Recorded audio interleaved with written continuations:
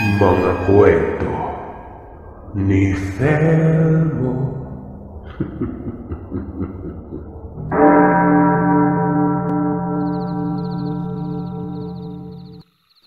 Mapagpalang araw, Sir Seth. Ako po si Carl, isang photographer. Mahilig akong magliwaliw kahit saang lugar. Nakakatagpo ako ng mga magagandang alaala kapag nagagawa kong mamasyal sa mga lugar. Lalo na yung naisasama sa pinakakilalang makasaysayang lugar sa buong mundo. Para kasing napakalaking karangalan sa akin na makarating sa mga nasabing lugar na ito. Sa pagkakataong ito, ang kwentong ibabahagi ko po sa inyo ay nangyari noong kakatapos ko lang graduate mula sa kursong pinili ko. Sa ngayon, isa akong freelance photographer at kumikita na rin naman kahit papano. Madalas kuhanin ang aking serbisyo ng mga taong may pera para kuhanan ng alaala ang kanilang tinatawag na best day para sa mga buhay nila. Sa madaling salita, ang mga litrato ang bumubuhay sa bawat alaala ng mga taong ayaw kalimutan ang magagandang nangyari sa buhay nila. Kinuha akong photographer ng isang malapit na kaibigan. Natawagin na lamang natin sa pangalang Stella para kuhanan ang pinakamahalagang pangyari sa buhay nila. Ang ikasal sa lalaking pinakamamahal niya. Bali nangyari ang kababalaghan na ito. Dekada na ang lumipas. Ilang dekada na. Sa lugar ng Baguio. Isang araw na pag-aabang at pagsaksi namin sa kanilang pag-iisang dibdib. Masaya si Stella at gayon din naman ako para sa kanya. Pagkatapos ng kasiyahan sa reception, tumuloy ako sa resort kung saan doon din naka-reserve ang aking tutuluyan na kwarto. Naging masaya naman ako sa pananatili ko sa lugar na ito hanggang sa maranasan ko nga ang nakakahindik na karanasan sa nasabing lugar na kahit kailan ay hindi ko makakalimutan. Sa dinami-rami ng mga kwentong naglalabasan sa mga palabas at kwento ng mga nakakatanda, ang tungkol sa mga aswang ang pinakagumising talaga sa aking atensyon. Hindi ko kasi aakalaing totoo silang naroroon. At hindi lamang panakot sa amin ng aming mga magulang. Hindi ko akalain na marami pala ang uri nila. At minsan ay nasa paligid lamang natin pero hindi natin kilala. Wala tayong kamalay-malay na sila ay nakakasalamuha na pala natin nun. Nakakadaupang palad pero dahil inosente nga naman tayo, dead malamang para sa atin ang presensya nila noon. Nalaman ko lamang ang karamihan sa mga ito nang minsang marinig ko ang ilan sa mga customer sa may restaurant na pinag-uusapan ang tungkol sa mga aswang. Kakasimula pa lamang ng pagputok ng balitang nagkaroon ng malawakang patayan sa iba't ibang sulok ng lugar na yon. Kaya takot na takot akong lumabas doon. Ito yung mga resort na masasabi kong yung mga sinauna. Yung hindi ganun ka maayos na klase ng resort gawa ng mga panahon na yon. Di pa naman ganun ka sibilisado yung pagpapagawa ng mga ganitong klase. Kahit ngayong mga hotel nun, di ba?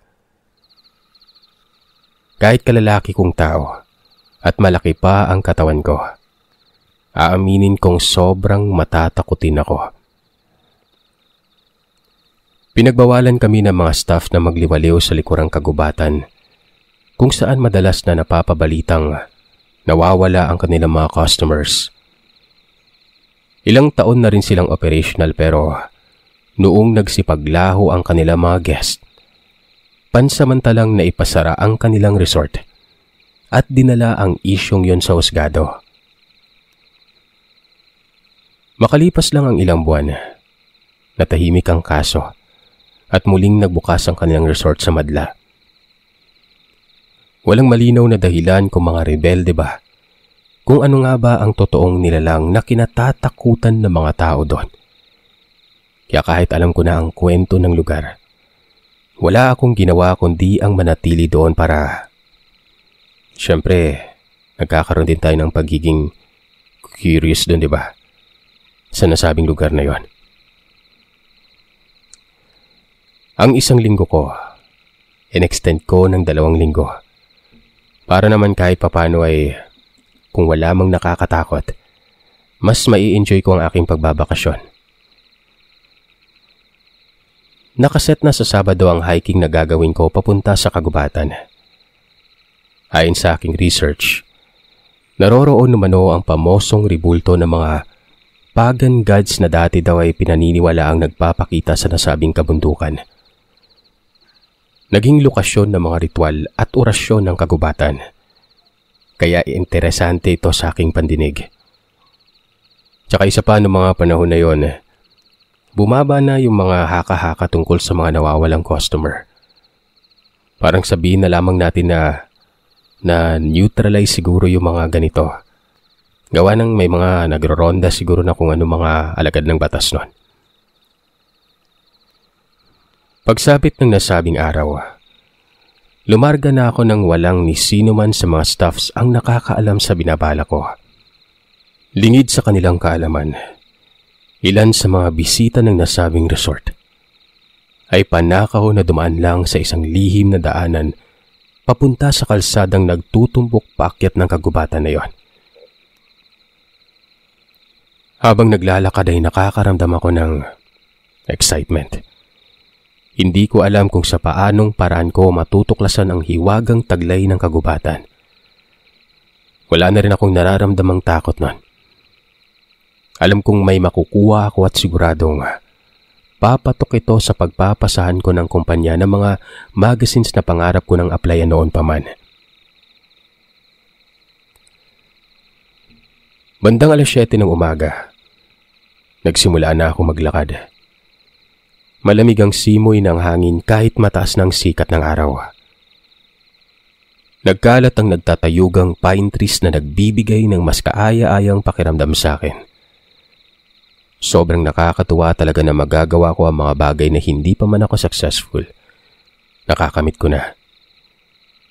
Para sa akin, blessings ito ng Panginoon. Mga 3 oras din akong naglalakad nang mapadaan ako sa isang batis nun. Namangha ako sa ganda ng lugar. Napakaraming ligaw na bulaklak, mga makukulay na bato at malinaw na tubig. Tingin ko nga, mas malinis pa ito sa distilled water na nasa tindahan. Lumapit ako sa medyo pangpang at dumungaw sa tubig. Napakalinis talaga at malinaw kung nakikita ang aking refleksyon sa ibaba.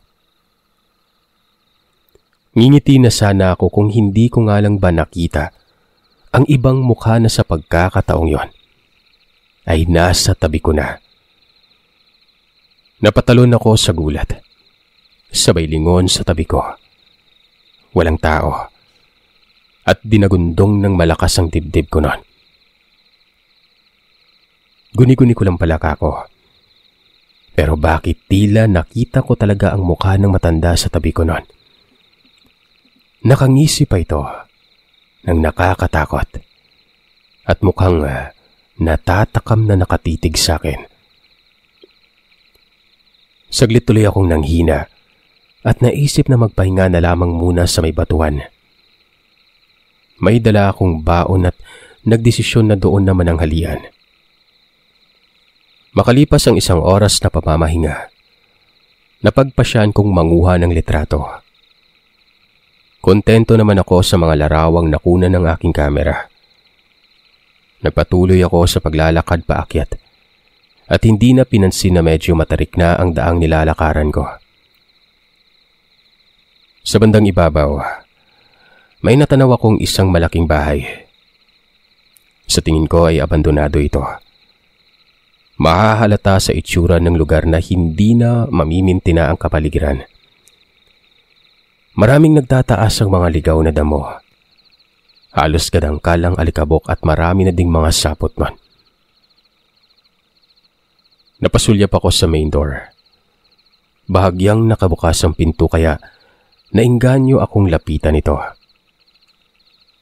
Kumabog na naman ang dibdib ko nun. Bigla lamang akong nabalisa. Pero sa isiping tila papasok ako sa isang nakakatakot o haunted house.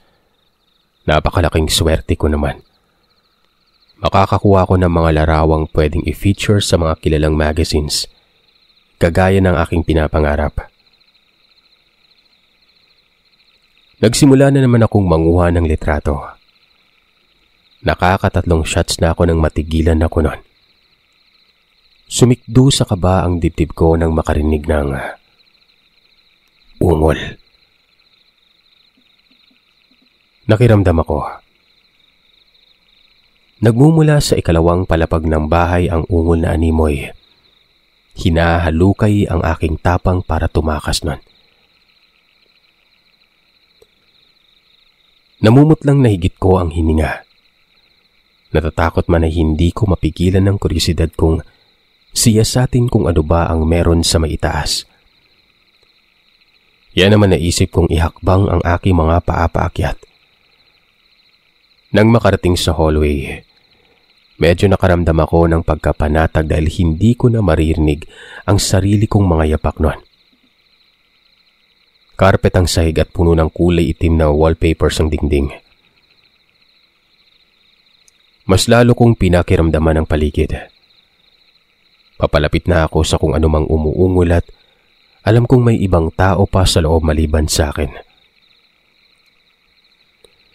Sinilip ko ang pinakaunang silid na aking nilapitan. Nakarecord ang hawak kong kamera sa video mode, kaya gumigiling ito ng naaayon sa nakukuha nitong eksena. Natutup ko ang aking bibig. Sa loob ay may mga 5 hanggang 6 kataong may suot na mga sutanang itim na nakapalibot sa isang tinatawag nating pentagram. Ang bawat matulis na dulong guhit ng malaking bituin ay may mga nakatirik na kulay itim na kandila. Samantalang ang mga tao namang kapit kamay na nagdarasal ay walang kagalaw-galaw sa kanilang kinauupuan. Sumakit ang ulo ko nang marinig ang kanilang binabanggit na katagang hindi ko alam kung dasal ba o orasyon. Nasa lingwaheng Latin ito sa aking pagkakatanda. Nakakakilabot silang pakinggan. Nakakapanindig balahibo. Maya-maya pa, nag-angat ng kutsilyo ang bawat isa at sinugatan ang kanilang mga palapulsuan. Mas lalo akong nanginig sa kanilang ginawa. Bawat dugong pumapatak sa bawat isa ay tinipon sa isang kopeta at ininom ng lahat. Tumayo naman ang pinakamatangkad sa kanila at tinanggal ang kanyang takip sa ulo. Sa isang sulok, hinila niya ang nakagapos na lalaking pamilyar sa aking paningin. Kinabahan ako dahil ang lalaking yon, isa sa mga guest ng resort kung saan ako nanatili. Namataan ko ang lalaking yon na nauunang umalis sa akin kung saan alam ko na sa kagubatan din ang tungo niya kagaya ko. Walang habas siyang hinila sa gitna kung nasaan ang pinakaaltar nila. Doon siya tinanggalan ng damit na walang itinira sa kanya. Kinilabutan ako ng magsalita na naman sa paulit-ulit na banyagang lingwahe ang mga taong nakaitim, habang sumagi sa aking isipan na baka ang bihag nila ay gagawin nilang alay sa kanilang Diyos-Diyosan. Biglaan ang ginawa nilang ritual. Walang babala na nilaslas ng lalaking matangkad ang leeg ng kawawang lalaki at hinayaang sumirit na parang gripo ang malansa. Mainit at malapot nitong dugo Naanimoy ulan kung tumama sa kanilang lahat nun. Nagkikisay ang lalaki dahilan para mapasinghap ako sa labis na takot. Huli na nang malingunan ako ng mga taong naroroon. Nanlilisik kaagad ang kanilang mukha nang makita ko. Basta na lamang akong namutla. Kumaripas ng takbo palayo sa silid na yon. Hindi nag-iisip na pumasok ako sa isang silid at binalya pasara ang pinto nito. Kumakabog sa lakas ng kaba ang dibdib ko nun. Ang buong akala ko ay katapusan ko na. Umupo ako sa gilid ng pintuan nun habang pinapakinggan ang mga yabag ng mga taong humahabol sa akin. Huli na nang mapagtanto kong hindi pala ako nag-iisa sa loob ng kwarto. Sa kama, may nakagapos. Nakahiga pero hugis krus ang forma niya. Ang kaibahan lang ay pabaliktad dito. Ang mga paa niya ang nasa ulunan samantalang ang kanyang ulo nakasayad sa may sahig. Nakatitig sa akin. Naglalaway, umuungol. Kulay puti na ang kanyang mga mata. Nakakatakot ang itsura niya. At dahil sa labis na takot ay hindi ako nakapagsalita. Natulala ako at nakalimutan ko yatang huminga nun. Tila ba saglit na tumakas ang aking kaluluwa sa sobrang sindak. Namalayan ko na lamang na lumuluha na ako nun. Walang katapusang kilabot na ang aking naranasan simula nang pumasok ako sa nasabing bahay pero ang kamera kong nakasabit sa aking leeg ay alam kong kumukuha pa rin ng mga nagbabagang eksena.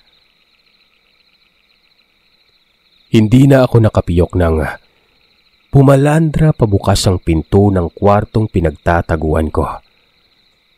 Napatalon ako sa gulat at nagmakaawa nang makitang papalapit sila sa akin nun. Pinagtulungan akong hilain ng mga nakasutana at walang habas na hinayaang magwala sa kahabaan ng hallway. Kahit na anong sigaw ko, ay tila ba wala silang naririnig. Buong akala ko ay katapusan na ng masasayang araw ko nun. Bilang isang taong nakasaksi ng nakakahindik na krimen, hindi ko matukoy kung ang mga bagay na natuklasan ko ay may kinalaman ba sa mga kasong kinasangkutan ng resort na yon. Isa lang ang alam ko ng mga oras na yon. Kailangan ko ng himala, Sir Seth. Hindi ko lang alam kung ano ba ang nakain ko. Bigla akong nagpumiglas dahilan para mabitiwan ako ng mga bumihag sa akin. Hindi nag-iisip na pumasok ako sa isa uling pinto na sa tingin ko pwede ko pang pagtaguan. Napagtanto kong isa itong study room. Nang makapasok ako doon, namataan ko ang isa pang munting pinto na tila ba sagot sa lahat ng suliranin ko.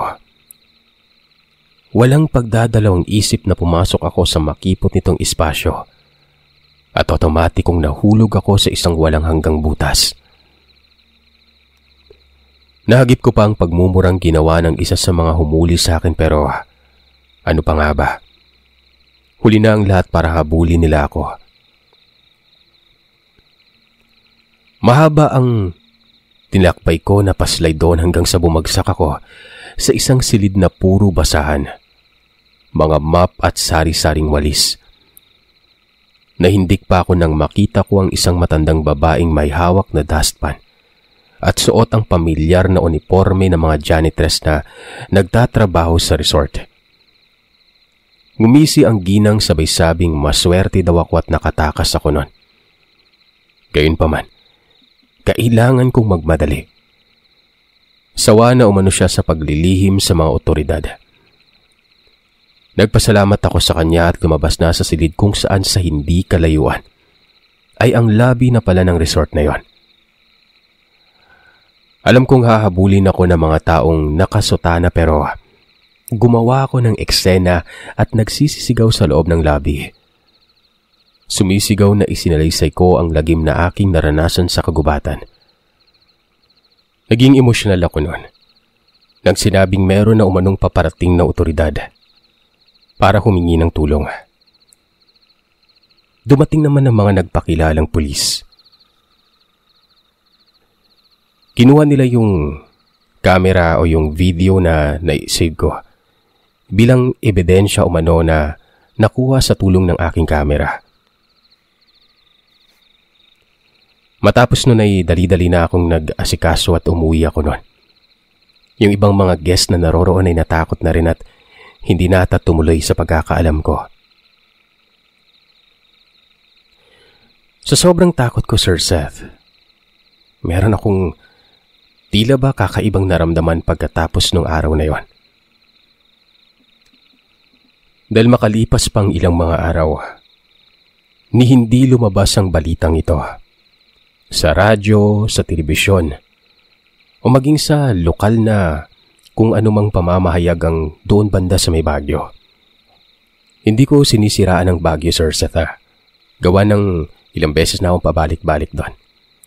Pero yung mismong resort na yon, talagang totoo nga bang mga otoridad ang kumuha nun? Sinubukan kong lumapit sa pinaka-istasyon ng pulis noon. Pinakamalapit doon sa resort pero napag-alaman ko na wala yung kaso sa akin. Nawala yung kaso na nagkaroon ako ng karanasan doon. Walang record. Napag-isip ko rin noon na bakit nga ba hindi ako dinala sa istasyon? Bakit nga ba hindi ako kinunan ng testimonya? Kinuha na lamang basta-basta ang camera. Yung sinabi din ng matanda na caretaker, may kinalaman kayong resort na yon. Ilang buwang makalipas matapos na mangyari na yon ay, syempre, wala po talagang naniwala sa akin, Sir Seth. Hindi ko alam pero siguro may nag-imbestiga din sa resort na yun na iba. Dahil makalipas ang ilang buwan ay nalaman kong napasara ito pero hindi ko na alam kung ano ang mga sumunod na nangyari noon. Nanghinayang talaga ako. Sana hindi ko binigay yung camera. Sana ako na lang yung dumiretso sa istasyon ng pulis. Maaring may mag-iisip kung totoong kwento ito o hindi. Hindi ko kayo pipilitin. Hanggang dito na lamang, Sir Seth. Maraming salamat po kung mababasa mo ang karanasan kong ito.